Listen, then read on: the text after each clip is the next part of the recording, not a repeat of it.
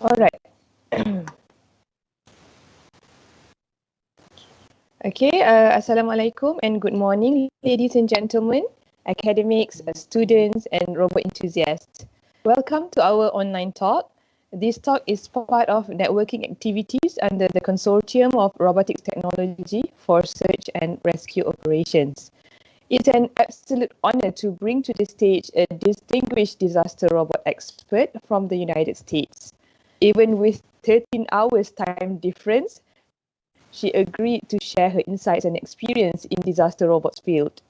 Okay, our guest of honor this morning, Professor Robin Murphy. So I'll introduce her. So Professor Robin Murphy is a Raytheon Professor of Computer Science and Engineering at Texas A&M University, Texas, United United States. She is also the Vice President of the Center for Robot Assisted Search and Rescue, CRASA.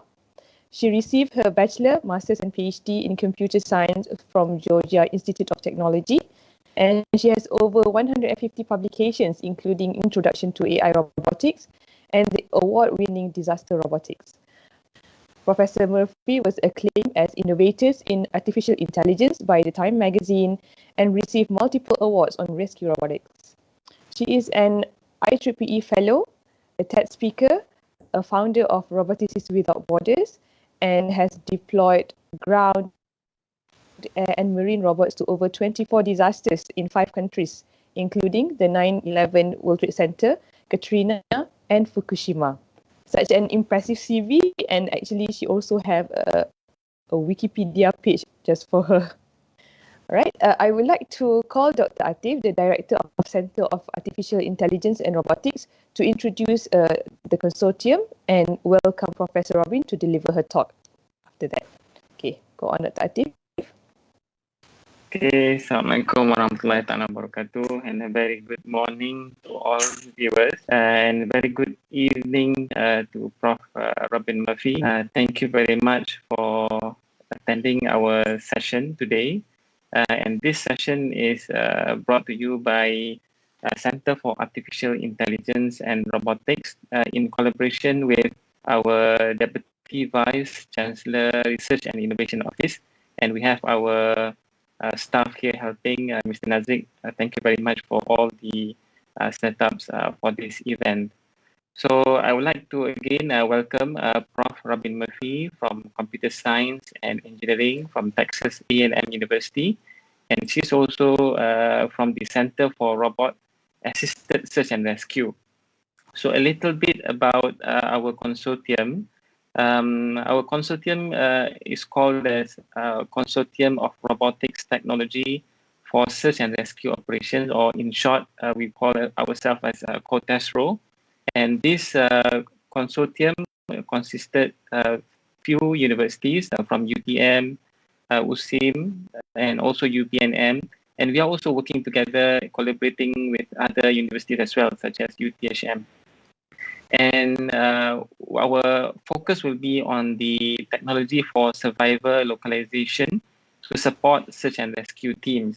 And I believe this is very related to Professor Robin Murphy's area. And we would like to see how, see and learn from Prof. Robin experience. We also have some initial, small experience working with Prof. Satoshi Tadokoro under the Tough Robotics Challenge in Japan.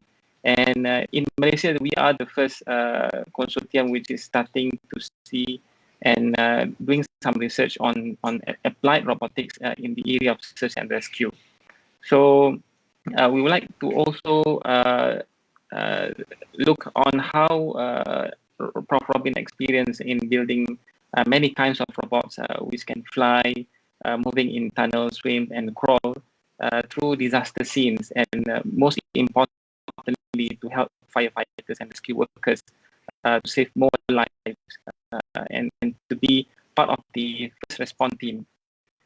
So this more discussion will be given by Robin. We would like to to the stage for sharing her work. Welcome, Prof. Well, thank you, and howdy, and howdy from Texas, as we say here in Texas. It is such an honor, and I hope that what I say will open a dialogue and that you will not hesitate to ask me questions, and anything I can do to help you on your journey to make your country, to give them the technologies that we're seeing and to expand and give it to the world. And so I'm going to be talking about disaster robotics. And I think for the things that we're talking about, survivor localization, finding things, working in these things, we're really talking about robotics in extreme environments.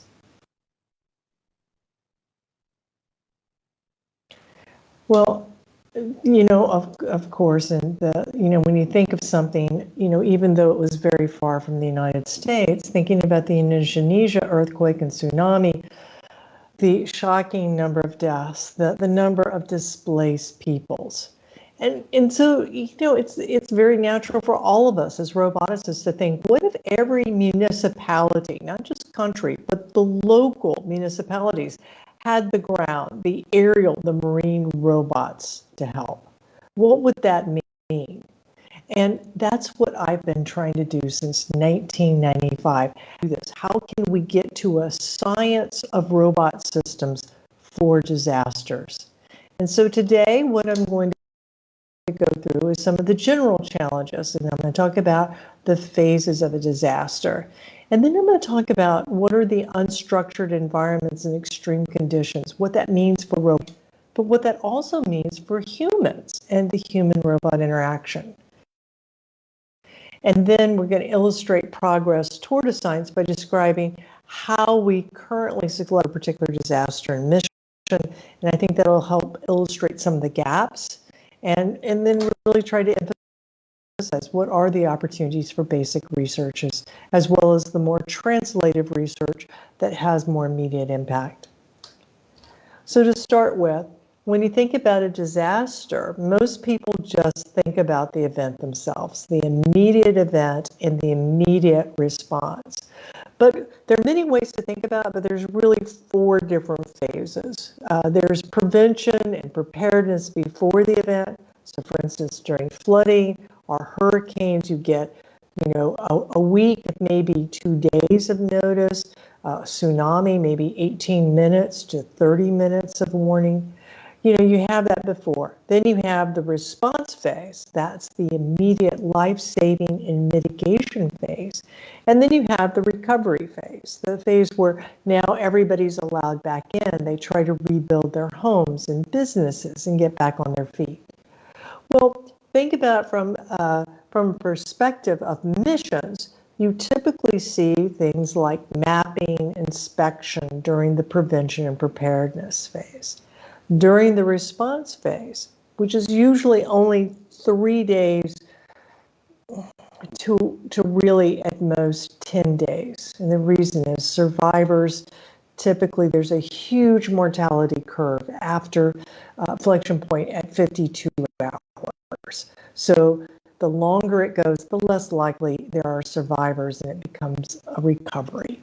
So if you look at that really intense first 3 days, it's not about mapping and having it go up to the cloud and processing and come back down. No, it's like, I need to see. I need, as an expert, to be here. I need to be there as an expert in it. And so it's enabling them to work at a distance. And then recovery, again, you're getting back to we need to document for insurance purposes. We need to document for reimbursement of municipalities. We need to document for how we're going to plan to handle people coming back. Now, another thing that's very common for almost all countries is to think of disasters not as, oh, I was talking about natural disasters, not man-made disasters, or, pandemics are different than, a flood. Well, yes, except they're not. There's a lot of similarities, and we call those similarities the all hazards approach to disaster. So emergency managers will think of this as all hazards and try to find what's common and what you can prepare for or get trained for to deal, regardless of whether it's natural or man-made. So some things that we look at as roboticists should be very natural to us. What is the size of the area that's being impacted? What's that work envelope that we often talk about as roboticists? What's the topology of the area? Are we talking about working in mountains and heavily forested regions? Are we talking about a desert? Are we talking about in the ocean? What's the access to that area? Particularly with the prevalence of unmanned aerial systems of drones, what's the airspace density and the regulations that there? Is there any reason why you can't have a robot there? And then, of course, there's going to be what are the missions that are unique to different hazards. So let's give some examples. So if you look at floods are very amenable to the use of aerial and unmanned marine vehicles, robot boats. and underwater vehicles, primarily robot boats though. And look at the size of the area. A flood is noted for, it may not be very wide, but it's very long along a river or along a coastal area. The topology of the area may be very flat because it's a flood, but what's the access to the area? One of the first things you realize when you fly a flood that may be going, and this is some photographs from Hurricane Harvey, and there which had acres and acres, of area that was flooded. There's no place to take off and land.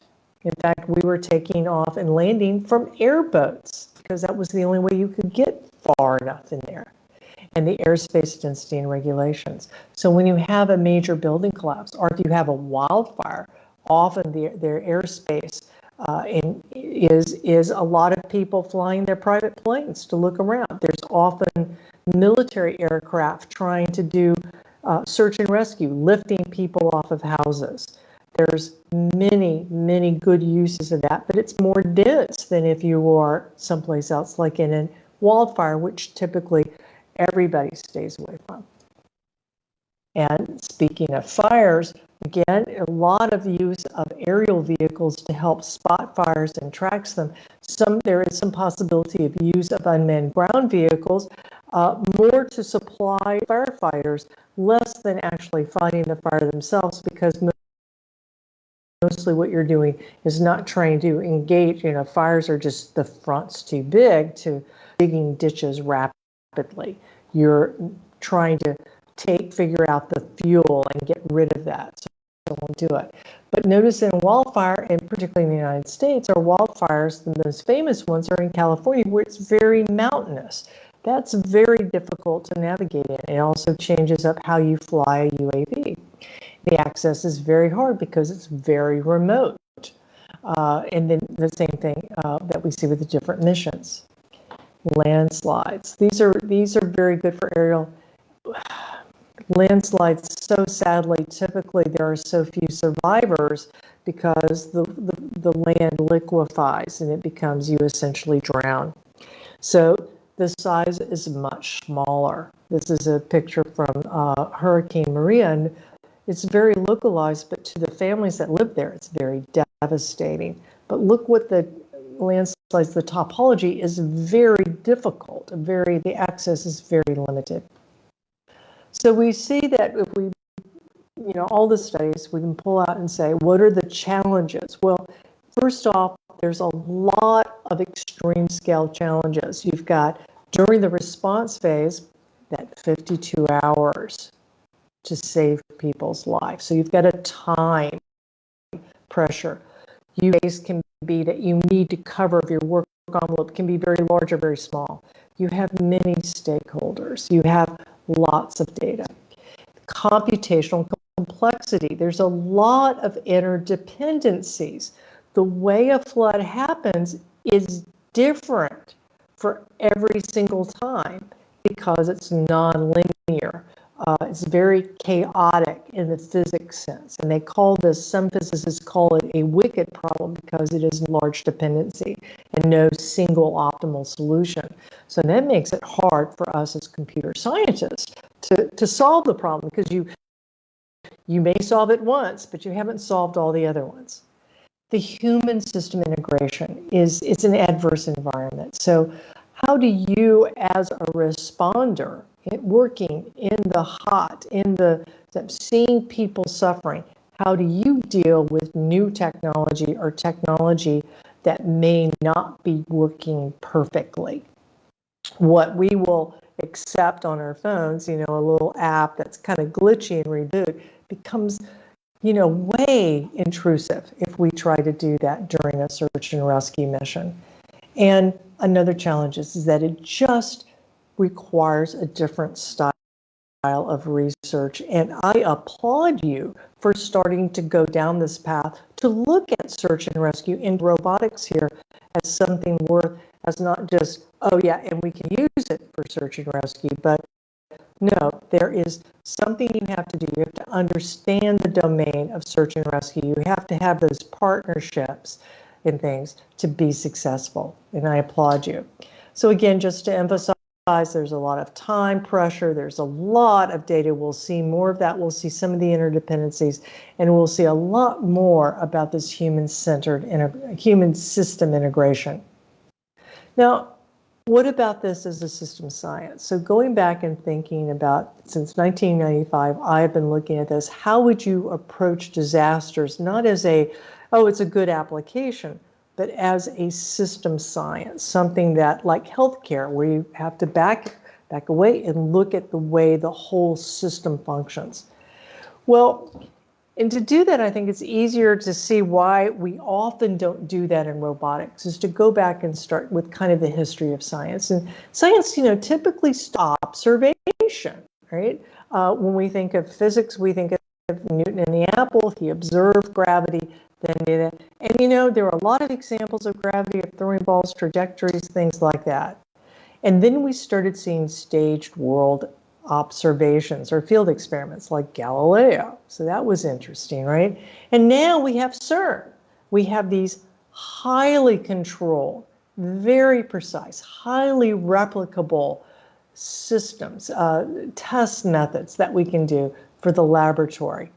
Wonderful. We can generate very formal theories. So we have gone in a few hundred years from just seeing to be able to explain it at such detail. And once we can do that, then that also feeds into research and implementation, which is great. Well, we're not there with robots. And one of the reasons is the robots just haven't been in the natural world. So it's not like we've spent 1,000 years observing apples falling or the way trajectories work when we throw things. No, we haven't had thousands and thousands of years of that. Okay, and we certainly haven't had robots at disaster. Still less than 100 disasters where robots have been used.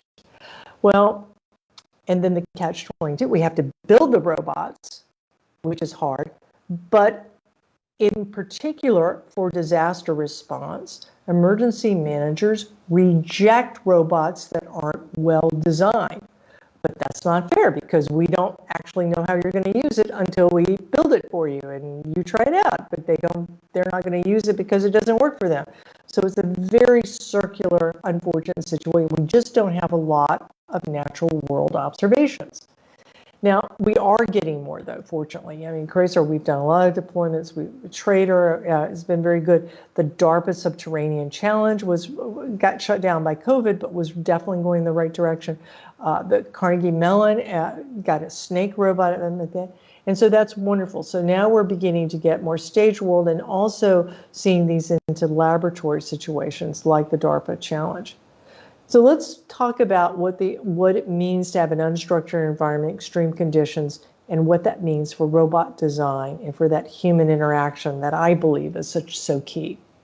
So let's this is a highlight reel of what we've done in robotics for Center for Robot, and look at the condition, right? So the World Trade Center, we're not going over rubble, we're going into rubble.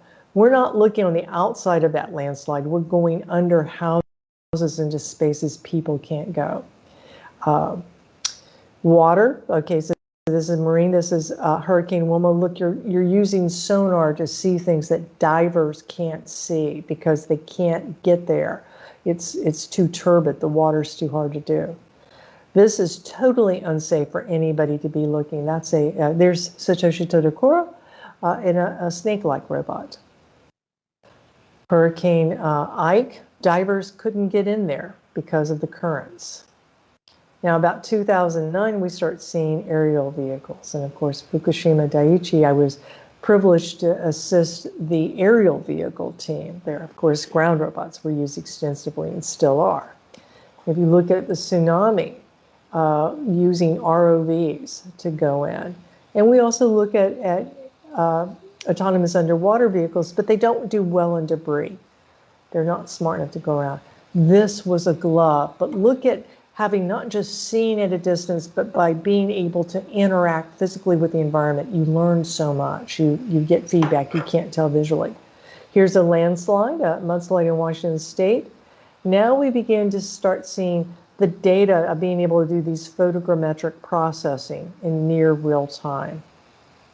And we'll see this again with the Texas floods. Here, look at this. This is pretty poor imagery, yet it can be converted into a virtual reality reconstruction. Isn't that impressive? Things that we can do computationally we couldn't do. Now we can do.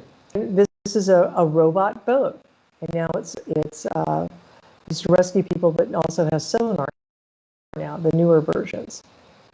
So we look at flooding. Flooding has always been a problem around, where Harvey hit, and then Harvey, Irma, and Maria hit. And look at the different types of UAVs. That one actually is built to have a camera look up, so you can fly under the bridge and look underneath it, look upwards. Most cameras are built to look down on the drones. That river is about 10 meters higher than it should be, so you can see things there. The little specks of light are trees spontaneously combusting in the lava flow from the Kilauea volcanic eruption. And then looking at the new types of sensors where basically kind of a super duper version of Google Street Maps, where you can get this 360 view as you go, and it's small enough to be mounted on robots, cars, aerial vehicles. So that gives you a little bit. But did you notice none of the robots, anything that you would think of that replaces a person? And it wasn't about climbing over the rubble, it was about climbing into the rubble where people and dogs can go.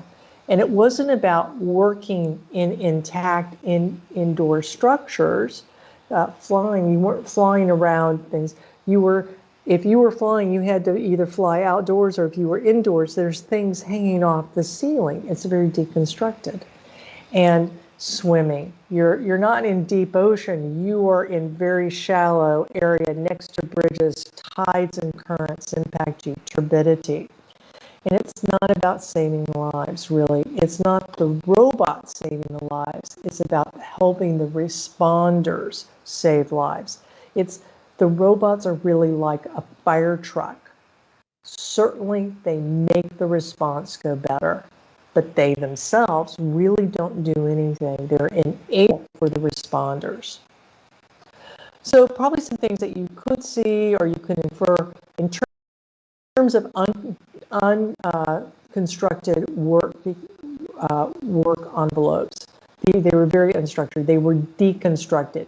The structures were damaged. So if you're looking to locate a survivor, the world has changed. It's destroyed. It's damaged. Your a priori knowledge is likely to be wrong.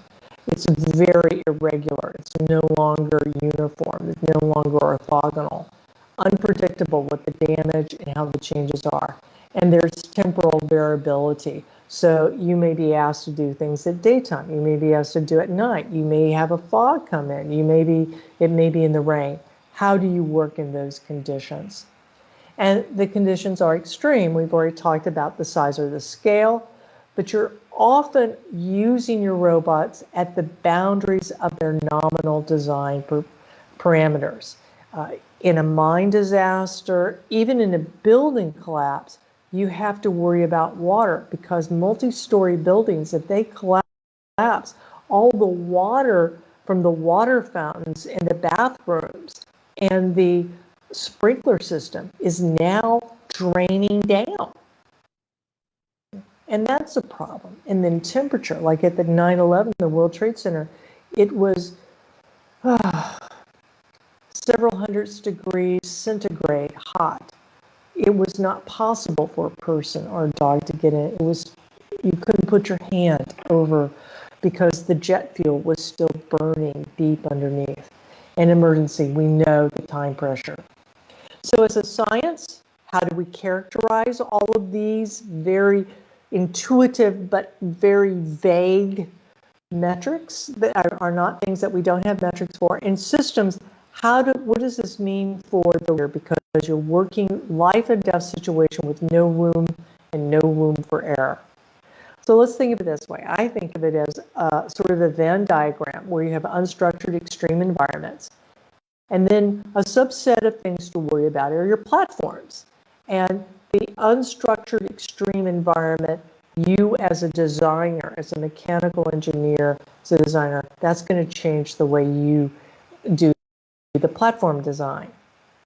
On the other hand, if you're a cognitive psychologist, you know that as a user, that unstructured extreme environment impacts you, impacts humans, how they work. And so you get a double whammy on the user because the platform design may be great for the function, but not great for the user. And the user is already impacted by the surroundings, the environment, and so it amplifies any problem that you have in your platform design. So how do we characterize what we don't know and what are the ramifications for? So let me walk through this by talking about how we select a robot system for a particular disaster mission. And a lot of this is in my book, Disaster Robotics. And these are things that really don't change, right? So the first thing you do when somebody calls me, a responder, an agency will call, and we only respond if we are formally invited, is that I try to figure out what is the environment, because will the robot fit? Can it traverse that area? Can it get in there? What is the information? What is it that they're trying to get? Is it video? Is it eyes on? Is it a sonar? Is it mapping data? What is it that they need? What is the information for them to make their decision about life and death or recovery types of things? Constraints. If you're doing a mine disaster, you have to worry about if there's methane, So are you using what's called a mine permissible or intrinsically safe robot, a robot that won't blow up because of the gas? Does it need to be waterproof? Is it legal? I mean, that's a big problem with some of the drones. Is it legal to fly in that particular airspace? And back to that in a little while. But the first one is that, can I get it there? I mean, does it fit in a small case? Can I put it in a backpack? Can I check the batteries on an airplane? Many of the more sophisticated systems, the batteries cannot go through any international flight, so you can't do that. And then also another one is, I can't bring 28 people to the field. I can bring maybe 4. A team that has a large number, it just doesn't work because there's no food, there's no water. By definition, there's no food, there's no water, there's no fuel, there's no electricity, there's no thing, because it's a disaster. And it's unethical to just bring everybody because it's exciting and new. So these parts are easy to figure out, a little harder to figure out about that environment. So here's an example. I don't know if you recall the Cologne, Germany archives collapse back in 2009. So the collapse, what's underneath? 2 people were missing, and here's what it looks like from the outside. Didn't matter about crawling on the inside, you wanted to get inside, more than 40 feet, more than 10 meters in to try to locate people, because you can tell things usually from about 5 meters or so with normal methods. But voids tend to be further in on this type of collapse. So you want to send in a ground robot. So when you think about that environment, it's not just what's like, should think of it as regions. I recommend thinking it as regions. So what is the region of ingress? How are you getting in? What does that look like? Well, it's this irregular hole, and we're probably going to go from the top down through this hole that naturally occurs in the rubble. What's your egress? How are you getting out? Well, if you're going down in a lot of things, for building collapses, you are starting at the top and going down. How do you get back up? You probably wind up using a tether, right? So you got to think through that. Then what are the changes in workspace? So one of the things like at the Cologne, Germany, is that something that's this big, a void that seems big enough to put a small robot through, may contract and turn, and now that workspace is really a different region. Or, as we saw in the Tough Robotics Challenge, something I really liked, they had a very narrow, and then it opens up to big void, and the snake robots and robots going through all of a sudden had to go across a very wide area where they weren't touching, and they work great when they're moving up against things, but they don't work in open. So they needed performance in both areas. Scale, but will the robot fit in the smallest part? Not a big deal to see about the biggest part. It's the smallest part. That's your choke point, of course. And then traversability. Is it muddy? Will your robot be able to work with that low compliance? Will it be able to work if it's slippery? Will it be able to work on carpet? Sometimes if you're doing houses, a lot of robots don't do well on carpet. And another thing is we characterize the environment as engineers. We like dimensionless numbers, like our Reynolds number for fluid flow or Stokes number. So that, and that if we do dimensionless numbers, it makes it easier to compare. Well, let's get an example. Let's look at the Crandall Canyon mine disaster. On August 6, 2007, 6 miners were trapped or killed. And so in here the we're just going to go through very quickly. This was after 3 6 rescuers people were killed and 3 others injured a trying mine to enter disaster the happened. The on mine August 17th. collapsed. 6 The people Mine Safety and were Health Administration, lost. or MSHA, We're considered trying to waiving find them. standards for the They were operation of drilling potentially at explosive it was equipment in coal mines. And on what, August close to 3 21st, kilometers began from the process of surface. So allowing a you're robot to enter drilling through small holes, boreholes small drilled from holes, above. where the last 3 place where days, those Inactin workers Services would of have been. Canada And they're constructed doing a it for 2 variant of their reasons. One is you want to put a teleoperated camera down, waterproof but also you robots want to see if the to be air is connected to a breathable Pi-Pi and if there's International no tether and explosives. controller And system. so there was no methane, so we were able The to put this, 70-pound design robot this had a robot. camera in And front this for is one of the few navigation times that and was deployed in a what flattened condition. NASA would It call then an exited the engineering hole and robot raised a versus a 10-inch heritage robot silver was Spectrum designing. 90 It's all of these handheld parts were camera already with made. 200 They're very, watts it's of a light. Nukton series The where they robot had to be typically deployed from a rugged put together conditions on a parts just for mountaintop 10,000 everything's feet different. above sea So you're level. up there It had to travel looking through. 2,000 Look feet how hard it down is to an get there. 8 There's 7/8 inch there's only a few uncased centimeters borehole. clearance It then had to to get pass through the there. steel mesh Once that you're holds there, up the mine top roofs. of roofs on mines Once on the have floor, the wire robot to needed to keep the crawl up roof to from falling, so 1,000 you've got to feet go dragging through the that tether. and then not snag The when robot you're using a experienced tether. numerous Right? difficulties And as so it went down lots 2 of things boreholes went for a wrong. total of 4 Right? insertions. The way it was held The robot got failed. to within Then you've 10 got all this feet of the water mine and opening in mud hole 3, was causing a could go no problem. further due to protrusions in the hole. Then you're seeing Approximately it got 8.5 close, but gallons then a the minute of hole water was debris too were small. flowing over the Even robot, though it should fouling have been the camera same image hole. size all the way down, At hole it 4, wasn't. So the we robot was finally finally went to able a to enter the different mine hole and with were both able to get cameras in, covered in but you're water and landing in a debris big drilling pile zone. of mud It slid into from where place the and was drilling able to has show been. that this part of the Isn't mine that, had collapsed due to So those are microseismic some of the activity. challenges you see. There was no reason to go. Okay, so if you think about that, we really saw 3 different regions. There's the getting to there, the ingress into the area, to the actual mine, that borehole navigation line, which is pretty much just going straight down. Then there was that transition zone where you had to make your way through that fence that's on the top, the wires on the top of the mine, and then into the mine floor. And then once you're in the mine floor, then you become like a normal robot. And so that makes it very challenging. And we saw that too with the Thai cave rescue, right? It wasn't just that they were in a cave, the boys were in a cave.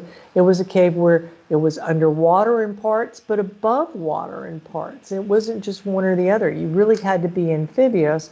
And fortunately, the divers and the teams were trained, cave workers were trained to do that. So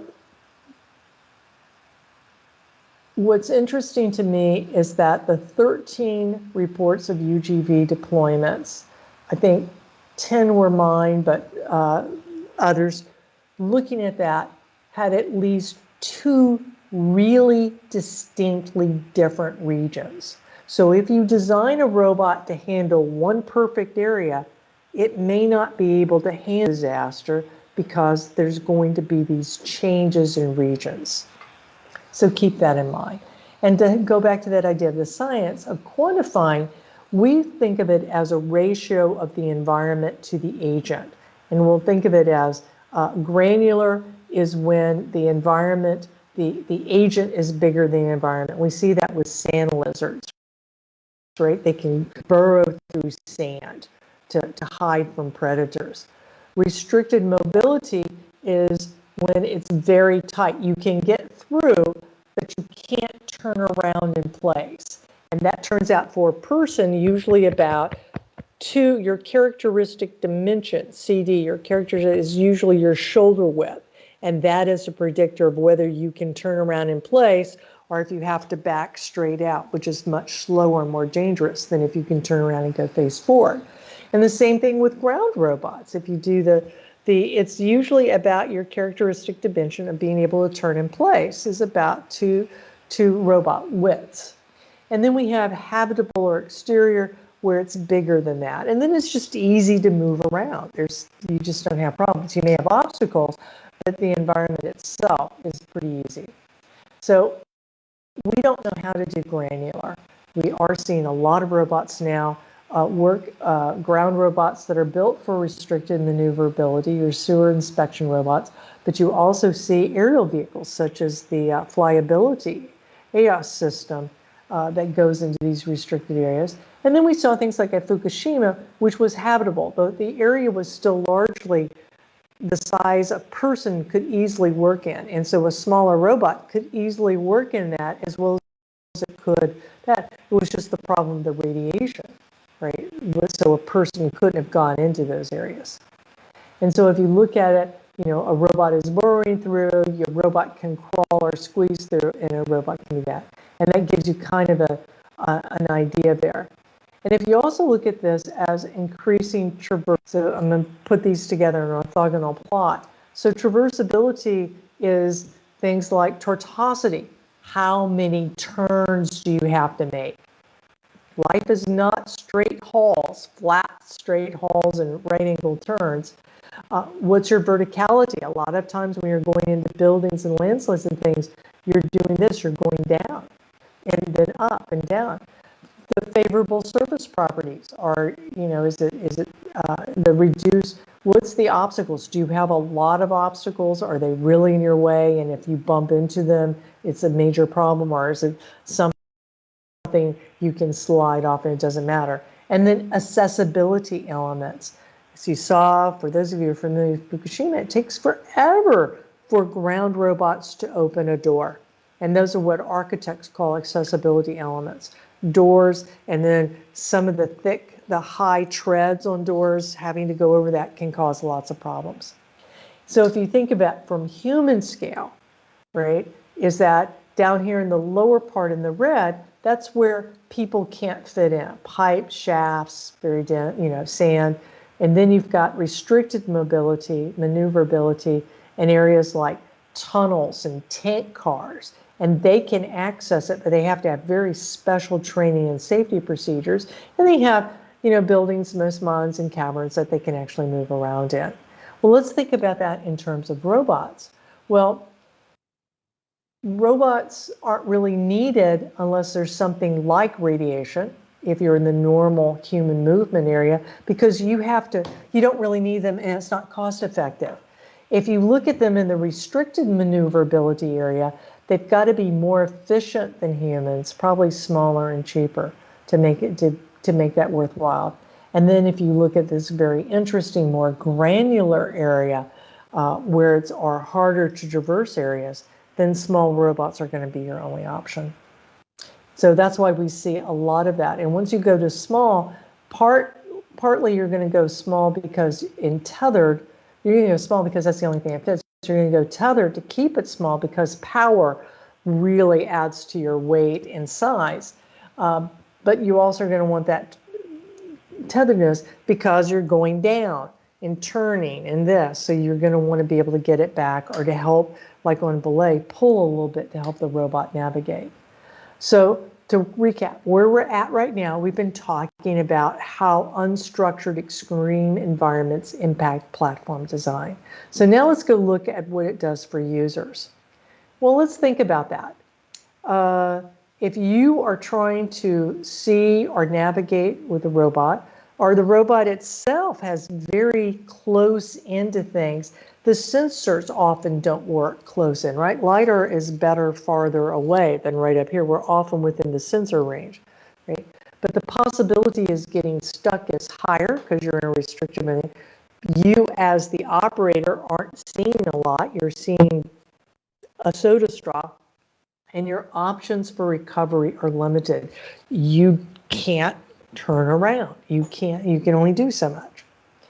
So on site, if you are the operator on site, we have to start worrying about what we can do to mitigate those impacts. And if you are the operator there, you are up, you're not getting a lot of sleep, and it is psychologically devastating to see such destruction and loss of life.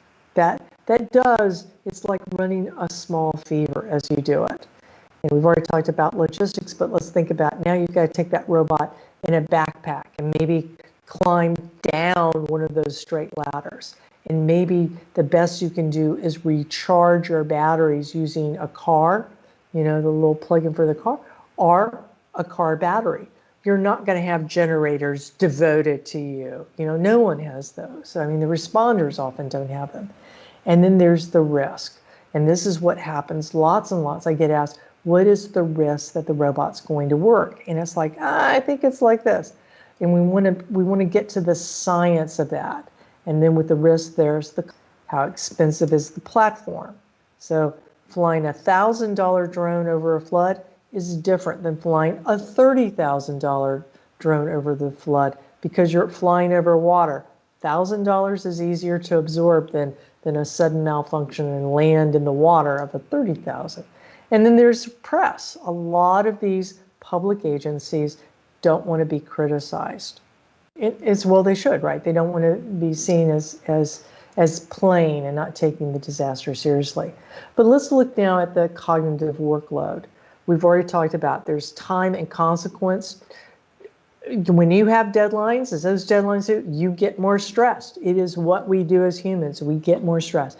When the stakes are higher, we get more stress. So consequences to that. And then when we have mediation through a screen, we've all seen this with COVID, working remotely rather than face-to-face, it adds problems. And then emergencies. So all of these increase our cognitive workload. And when our cognitive workload is increased, there is a higher likelihood, there is preconditions for human error. And so one of my students, Dr. Jenny Burt, discovered that two heads working together are 9 times better than one.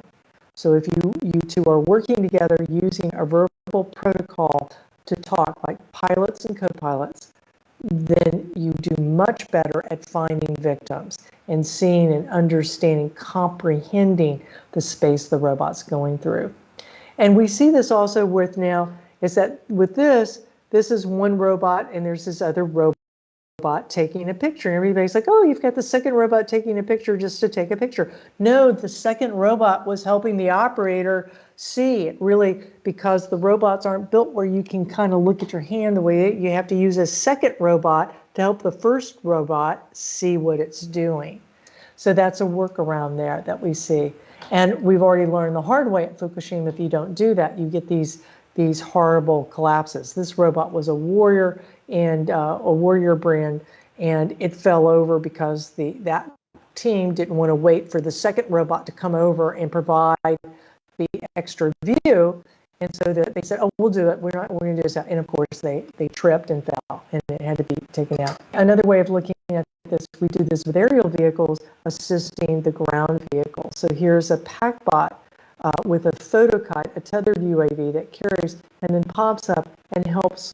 Not only can it look at pipe racks way up here, but it can also help the robot position itself more accurately. And we've already talked about cognitive impacts. Well, I mean, that's a really pretty picture, but to get it, you have to stand next to a volcano that is throwing out boulders the size of washing machines. So there is personal safety at risk. So it's not just that. And then here's another view of it. So during the day, that's sulfur dioxide. That's a poisonous gas. So not only do you have lava coming out, these boulders from time to time, unpredictably shining out, you could be, the wind can change and that the gases could be impacting you. And you see that, at Fukushima, you fly in a level A suit, okay, in radiation suits.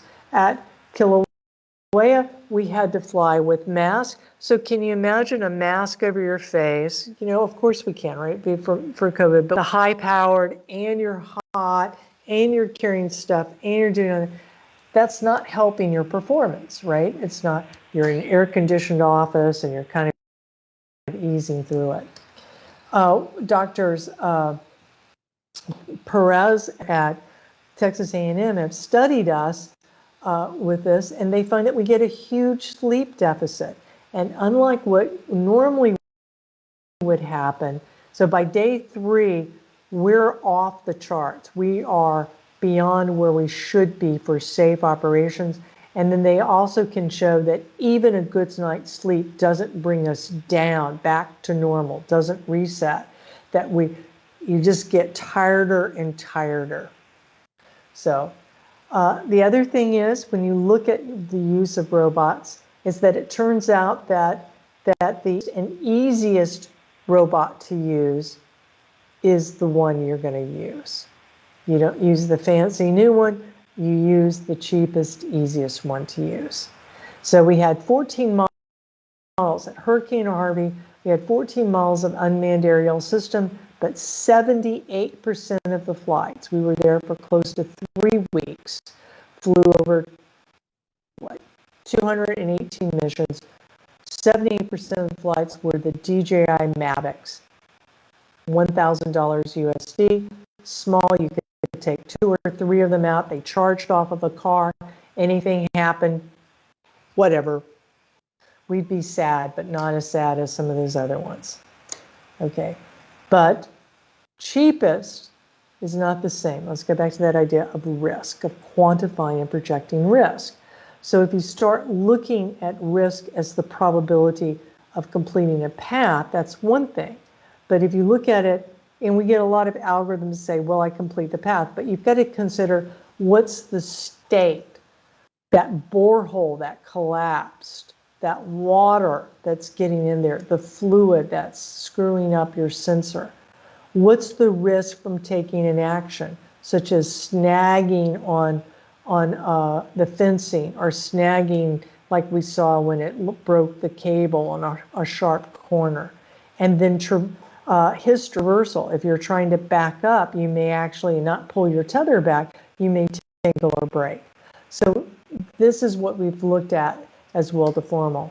And another thing is that I think one of the biggest surprise is that we're not as worried about duration. Ground and aerial robots don't necessarily need better batteries or longer duration to be effective. They just need a better understanding of, do I have enough battery life to complete the mission? And can I return home? And we haven't seen much work on that. So we look at it as, your nation, what constraint, what operators, what are the logistics, what's the risk, can you quantify the risk, what's the duration? And we say recoil from D. That duration is not saying, oh, I built a robot that can fly for 3 hours. Most of the time during the response phase for an aerial vehicle during a disaster, we're seeing 8 to 12 minutes, but at flight times with only 90 seconds of the actual flight of value to the responder. You're losing just a lot of time taking off, getting there and back and forth. So duration isn't the big driver. All right.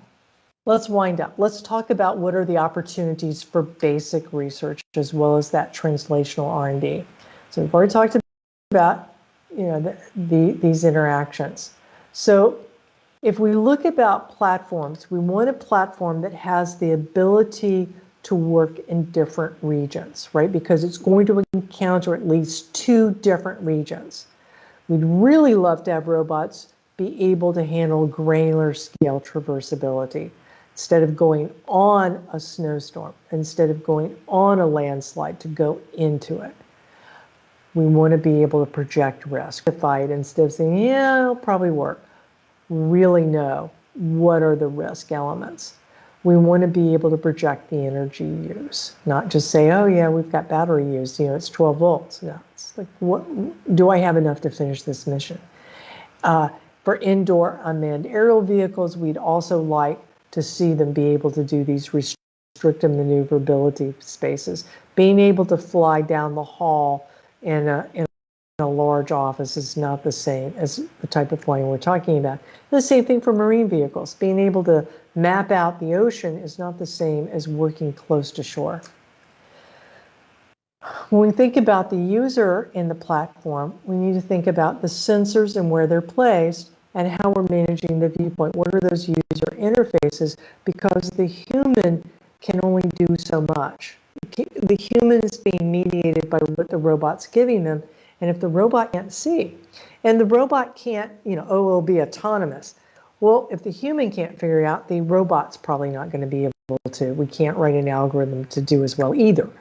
And we need better test methods.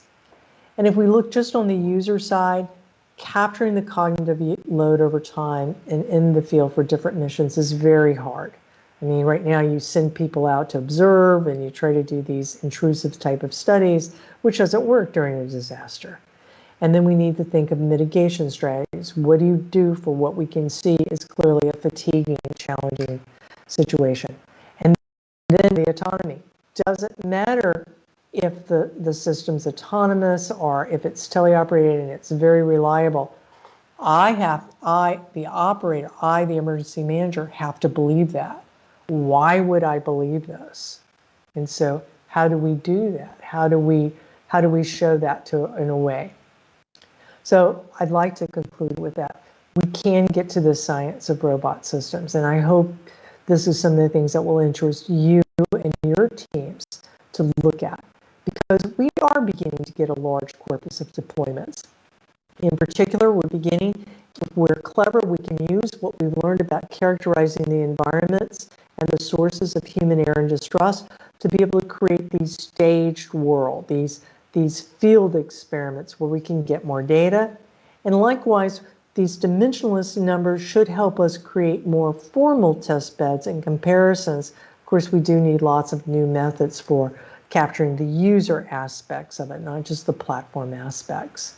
So I believe the foundations now exist for making a transformative difference. And I hope you'll join me in doing this. Lots more information. Certainly I'm not the only person doing this. The NIFTY, the Trader, and AU, the Tough Robotics, Impact Tough Robotics program that Satoshi Dr.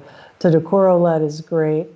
But the main thing is anything that we can do to help you help the responders, please let us know.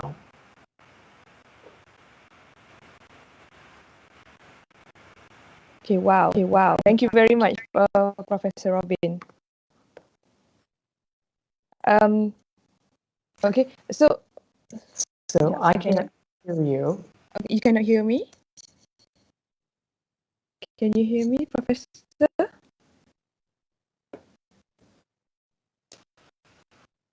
Professor Robin? Yeah, I can hear you, Dr. Shah.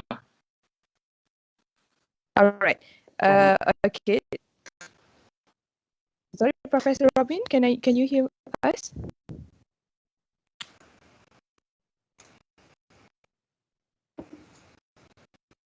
Robin, can you hear me? Robin?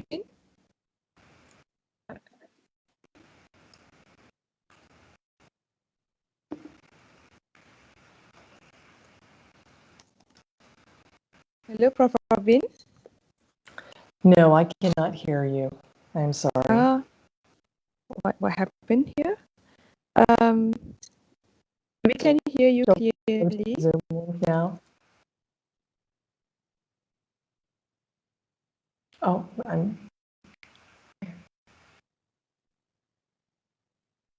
Prof. Robin, can you hear me now? Robin.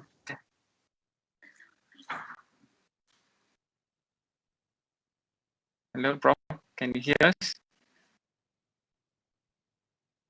Or maybe we can ask please, All right. through chat then. Yeah, I think we'll ask questions through chat. All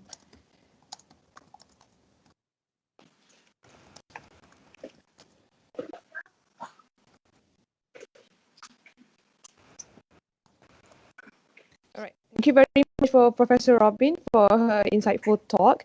So I'll go to you want to go to the Zoom link, but because we are on Skype.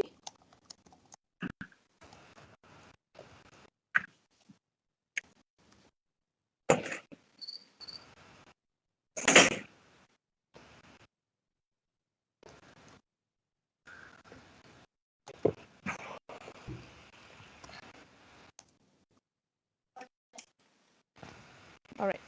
So we'll start with a question from Dr. Atif. I read the question to the audience, and Professor Robin will answer the question.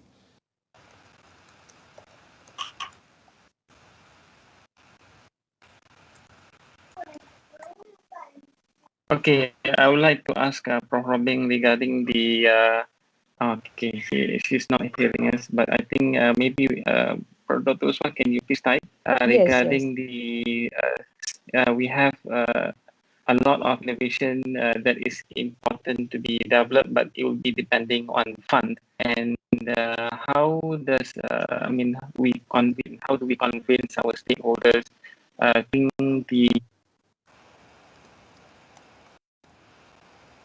do we convince the stakeholder in giving the fund? Yes. Convincing the stakeholder. Okay, now all right, great. You can hear us now. All right, so Professor Robin, the first question is actually from our director, Dr. Atif. So he's asking about the development of disaster robots. Like we noticed that the development of a robot requires a lot of funds. So how do we convince the stakeholders in giving out the funds? I think that is extraordinarily hard, right? And think of emergency responders, your response agencies don't have a lot of money to begin with. And yes, to have people they don't know come and ask for that money is not good. So it is you have to give first, I believe, is a better strategy. But it's not you giving so much as you showing interest, having your students take classes, their classes, be trained with them, ask their help. And then when they see what you're doing and they indicate to you that is interesting, then they can help you write the grants to, the Emergency Management Society or the group that does those, and then do that. So, yes, it is hard. It is very difficult. All right. Yeah, it seems everywhere funding is a problem. All right, I'll move to the second question. This book is from Ahanko. So does disaster robots often in wired form or in a wireless form? And is there any consequences that if we change it to wireless? Yes, it depends. The wired versus wireless depends on the modality. Ground robots are almost always wired. Even the ones at Fukushima, they are typically using a fiber optic system. Right? Maybe not for the power, right? But they're using that to do the communication because you can't guarantee wireless connectivity. And you want to make sure you have that. Now, ground robots, then it becomes if you're going to be running a fiber optic tether, you might as well go ahead and do your power there as well, and and solve that. Now, if you go to an aerial vehicle, that's wireless, right? You're not running that. There are ones that are tethered, but the majority of them are not, and they're. But what we see happen is people under an amount of video. The cameras exceed the ability of even 5G to get the data back. And then when you start saying, oh, we're going to push it up to the cloud, we'll do this. When you're talking about a 20-minute flight generating 2 to 3 gigabytes of imagery that you want to try to upload, first off, you're not going to get that 2 gigabytes over with your UAV in real time. And then if you try to upload it, and oh, by the way, every other emergency responder is trying to use data and do stuff at the same time. It's really difficult. It's really difficult. So it does change it. So you have to be aware. Wireless is not a silver bullet, and wireless is not guaranteed. So one of the big things about unmanned aerial vehicles, they're very good about coming back, right? That software has been made very reliable. Yeah. All right. Okay. In terms of collecting data, besides LiDAR, sonar, and visual image, what are the information that help in the rescue mission, and how do we deal with the dynamic change we might face in disaster site? For instance, the landscape might change every day in landslide or flood. Okay, so the biggest sensor will always be the camera. And there's a couple of reasons for that. One is that we as humans can interpret it ourselves. A point cloud on LiDAR can be a little difficult to see what's really going on, right? But we can look at imagery and see that and understand that. Sonar, side scan sonar, can be very difficult to interpret, but we can always see from the camera. We can relate to that. Plus, we have the spectacular photogrammetric software now. Those algorithms can get structure from motion. Wonderful. Pull that together and do as well as LiDAR. Plus, you've got the visual overlay that you sometimes lose with LiDAR. So you're always going to have that seeing at a distance, trying to help the human eye. LiDAR is good. What we don't find, remember, if you start looking at thinking not of the rubble, oh, we're going to fly over and we're going to do LiDAR and get the outside of the rubble. Who cares? Who cares? We as responders can take binoculars and see how high the rubble is. It's getting in where the survivors are. So LiDAR, and if you're talking about being this close, you often, and turning high tortuosity and verticality, LiDAR is not buying you a whole lot because it doesn't have room to work. So we need better sensors for that. Sonar underwater, side scan. I personally like acoustic imagery because you don't have to be moving. It's more, it's easier to mentally interpret, but there. So in terms of maybe not thinking about the disaster changing every day, like in a landslide or flood, so much as, hey, I'm in a landslide, I'm crawling through it, and I'm kicking mud up into my camera. How do I clean the mud off? How do I, robot, not me, the operator, because I may be a kilometer away. How do I keep the mud off? How do I keep the mud off my LiDAR sensor? How do I keep that? So anyway, that's the sort of a long answer. Great. And this is my question. Like, how do you test the robot that you have in lab environment? Because of course, before any disaster happen, you cannot go to any field and just test it. So how do you recommend? Because there might be a chance that you may have obstructed the rescue mission if you have not tested it beforehand. Well, so we do it in a couple of ways. One is that we work with, first off, we work with what NASA would call heritage robots, robots that already exist commercially. So they have a high reliability. Like if you were building a computer, you would, you know what chipsets are already being used. You're not buying a new one, you're using one that everybody else uses, and so you're very confident that that will do. Now you're adding all the other stuff.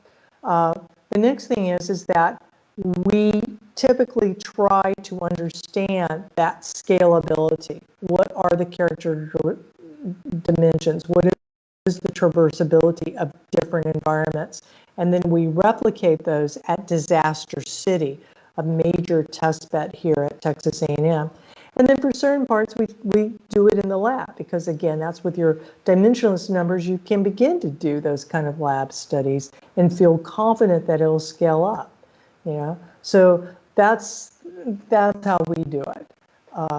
But again, looking at the risk, one of my PhD students, Dr. Chu-Soo Chow, spent a lot of time learning how to project risk and starting to say these states and things.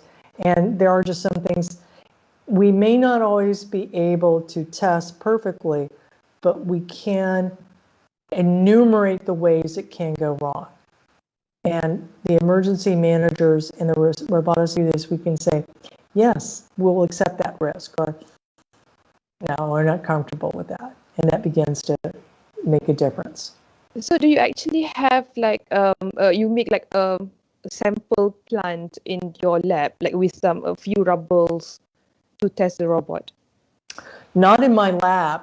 We have a 100-acre site outside of Texas A&M as part of the Texas A&M facility called Disaster City. Wow. We train about 140,000. Yeah, we train about 140,000 people on emergency response every year, and so it's a very high fidelity test bed. And so I tell people, if it can't work in spaces that humans can work in, but find difficult, it's not going to work in a real disaster because it's going to be harder in a real disaster. So I make sure it works there first before that. And you see things like the NIST task force,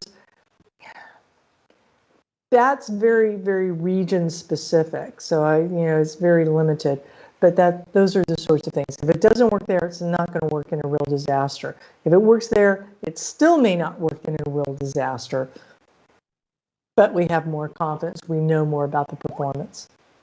So the site that you're talking about, do you work with the authority in using the site and using all the testing there? And like, for example, the firefighters, the armies, do you work with them in using the test site? The test site is run by the Texas A&M Engineering Extension Service. So it's actually part of our university. So we work with them and their trainers. We have to schedule it because they're training, and then we sneak in. We have exercises over there. So, and what's nice about it is it's not just the facility, it's the expert trainers that they have. So we looked at doing, Dr. Josh Peschel, for his PhD, was looking at user interfaces with unmanned aerial systems and how much autonomy do they need and what kind.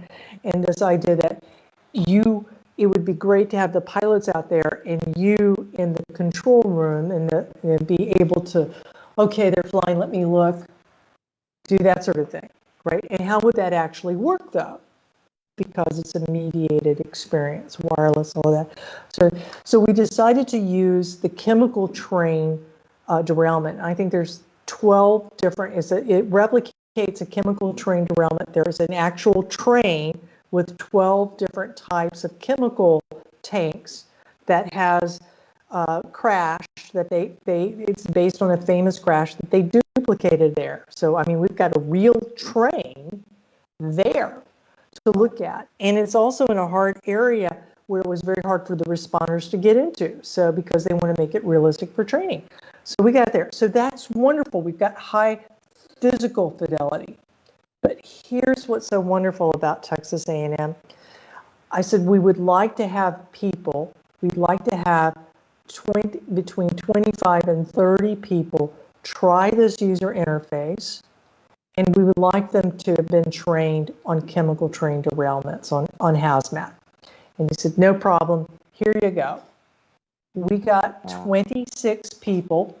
25 of them had actually, not only were they hazmat certified, they had actually managed a chemical train derailment for their community. The 26th person, he hadn't managed it for a fire department. He used to work for one of the railroad companies doing hazmat, for the train access. What kind of amazing fidelity of the people, of the process, of what they really do and what they look for. And I see there's a question about how useful is object detection. Well, and that gets into that everything is different when it's deconstructed.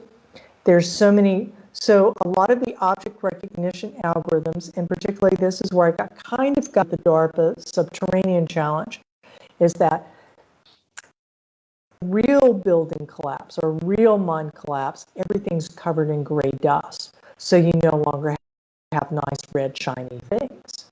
I mean, you might get a little bit of red or electroreflective, part from your helmet or something, but you don't get the whole shape anymore. In fact, you're no longer going for the traditional visual things. You're really catching that slight bit of a curve. You're almost back to the early days of computer vision with affordances and the invariant properties, the non-accidental properties that David Lowe looked at, things that you wouldn't see. So having to look at that. So it's much more difficult. So whenever my computer vision friends come over and they say, and I say, hey, fix this one. And they go, well, no, I mean, there's no, the image is almost all gray and it's this. Whoa, no, give us something easier. I said, well, this is what I get to work with. Have that. So keep that in mind. Yes, it's wonderful to have object detection, but what is it that you're trying to detect in a disaster?